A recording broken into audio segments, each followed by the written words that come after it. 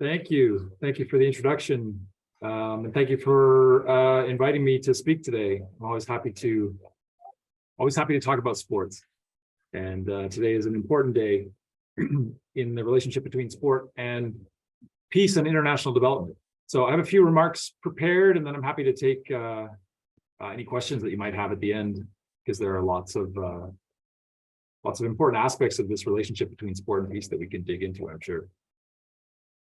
But primarily what I want to suggest today is that the relationship between sport and the pursuit of peace is both an inspiring and a cautionary tale at the same time.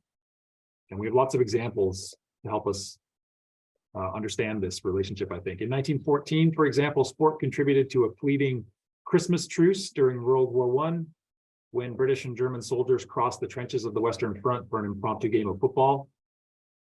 In 1995, the South African national rugby team, inspired by then new President Nelson Mandela, hosted and won the Rugby World Cup, playing in the tournament for the first time since the end of apartheid, and demonstrating a role for sport in national reconciliation and healing.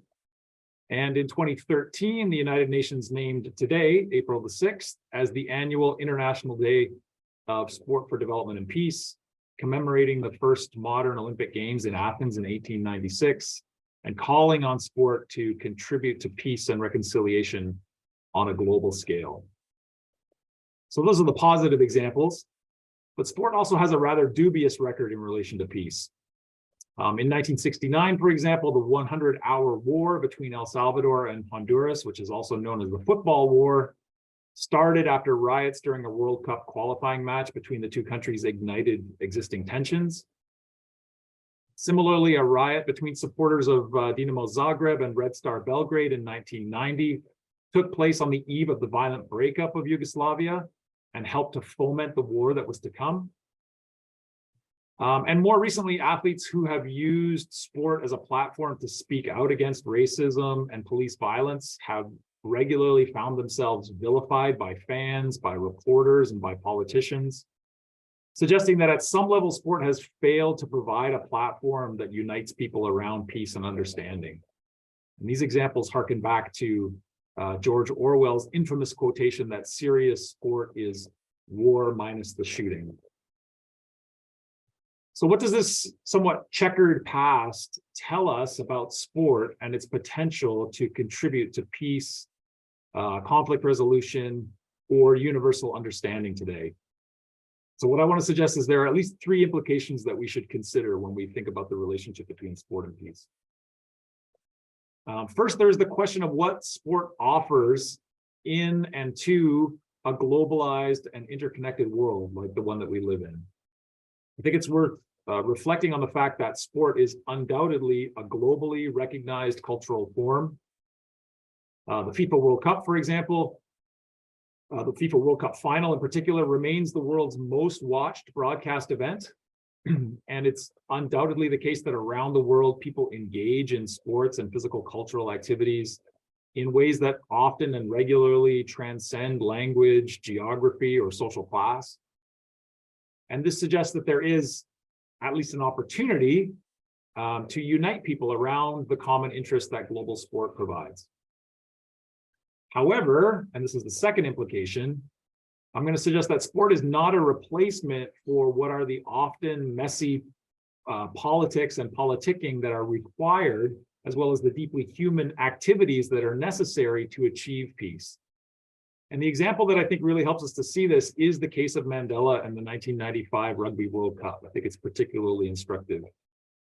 So we have the popular narrative of the event constructed through Hollywood films like Invictus, which some of you may have seen, with Matt Damon and Morgan Freeman, which often in those popular portrayals often give credit to the unifying power of sport for healing South Africa's divisive racial history, and somehow sport being the cause of or the basis of peace. But I would suggest that a more accurate reading is that peace through sport was possible because at every turn, Mandela resisted the calls and opportunities to descend into a race-based civil war, and instead chose to pursue a vision and politics of reconciliation and forgiveness. Now, I'm not saying that sport had no role in this. It's without doubt clear that sport and the '95 World Cup were very well positioned to support this approach, and Mandela leveraged rugby brilliantly. That's why the story is so compelling. But the real work was the struggle to let go of the pain and violence of apartheid in the name of healing. And that Mandela led this process with such grace and conviction cannot and should not, I don't think, be reduced to or explained away as somehow exemplary of the power of sport. This doesn't mean that sport has no power, but only that sport doesn't deserve all of the credit for what happened in and around the World Cup in '95 in South Africa. So I think this importance of humanizing the relationship between peace and sport remains today. It probably is even more significant today than it was in '95. Even though when people look back on that event, they often turn to a quotation from Mandela. You might hear it used today, particularly from the UN as they celebrate April 6th as the Day of Sport for Development and Peace. But Mandela himself stated that, quote, "Sport has the power to change the world. It has the power to inspire. It has the power to unite people in a way that little else does." I think he was being modest, as one might expect in that instance, by not acknowledging how much of his vision was important for those relationships between sport and peace to thrive.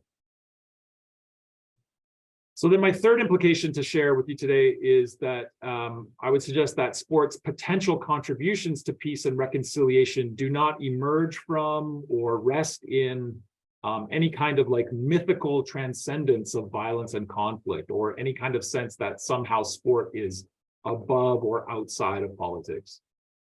Indeed, I think one only needs to think again of Orwell, or of the current popularity of sports like mixed martial arts, the UFC, or the fundamental violence of sports like American football. One only needs to look at these examples to think critically or even reject the idea that somehow sport exists outside the realm of violence. Instead, it's only when the world of sport and the leaders of sport are willing and able to engage with a vision of peace and with the work that's necessary to do for peace to be established, that sport's peace potential might be realized. And I know my time is limited today, but we can talk about some of the tensions around what are sport organizations actually doing, or what are they not doing to put sport into that framework of peace and reconciliation, because I think that's the chore that's in front of us as people who are interested and concerned with sport, like myself.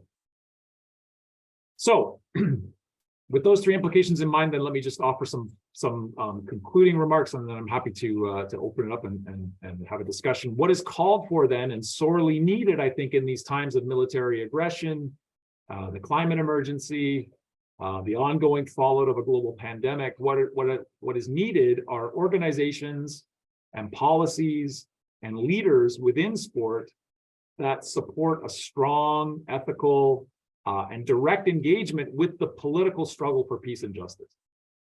And attempts by sport leaders to bury their heads in the sand of neutrality, which unfortunately is still happening with organizations like the International Olympic Committee, who would like us to believe that they are somehow not involved in global politics, that this will only allow conflict to continue while exposing the complicity of sport with injustice and inequality.